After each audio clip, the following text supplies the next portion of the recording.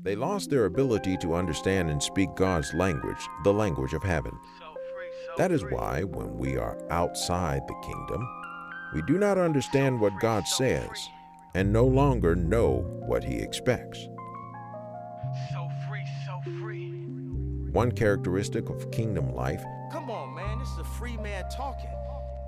is that we can speak and understand the language of the kingdom in a way that those outside the kingdom cannot. Eden also shares the laws and constitution of heaven. These were not written down anywhere because God had inscribed them on the hearts and minds of the human couple He had created. They knew what He expected and demanded. They understood how He wanted them to live and what He wanted them to do. God's instructions were simple: be fruitful, multiply, fill the earth, and subdue it. He placed only one restriction on their activities, and it was for their protection. You are free to eat from any tree in the garden, but you must not eat from the tree of the knowledge of good and evil, for when you eat of it, you will surely die. Genesis chapter 2, verses 16 and 17. Aside from this one prohibition, they were completely free. In the beginning, Eden operated under heaven's moral code. Every nation must have a moral code, or else the people will become a law unto themselves and do whatever they want, resulting in chaos, disorder, and anarchy. At first, Adam and Eve had no consciousness of a moral code. They lived in perfect harmony with God. There was no lying, or stealing, or murder, or sexual immorality, or any other corrupt behavior that characterized life in a fallen world. However, when the pretenders' trickery and deceit led them to disobey God's one restriction, they discovered immediately the full weight of the kingdom's moral code as it pressed down on them, producing a deep sense of guilt and shame.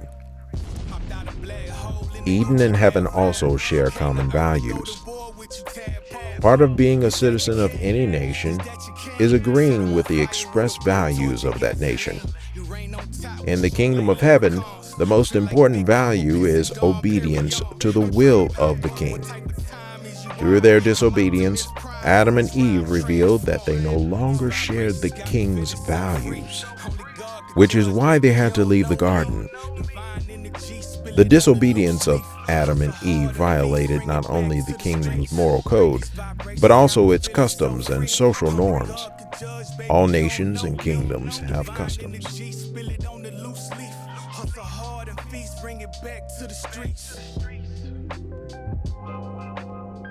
the beginning, what was God's kingdom on earth like? What was it like in heaven's earthly outpost, God's garden colony on earth? Essentially, Eden was a direct reflection in the nature realm of heaven in the supernatural realm. For one thing, it had land, territory. Every kingdom must have territory, for without territory there is nothing for a king to rule over. Although invisible, the supernatural realm of heaven is vast and infinite, much larger than the natural realm visible to human eyes. Eden was a physical realm with physical territory. That is why God did not create man first. He created the earth first so that man would have territory to rule. Adam and Eve ruled Eden and the entire created order, just as God ruled in heaven. Second, Eden shares a common language with heaven. Any nation or kingdom needs a common language, or else it will begin to lose national and social cohesion. Adam and Eve shared a common language with their Creator.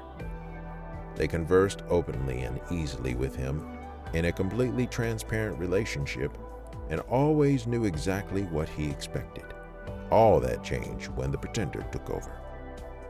Even though all humans spoke a common language with one another for many centuries, until God confused their speech at the Tower of Babel, see Genesis chapter 11, verses 1 through 9.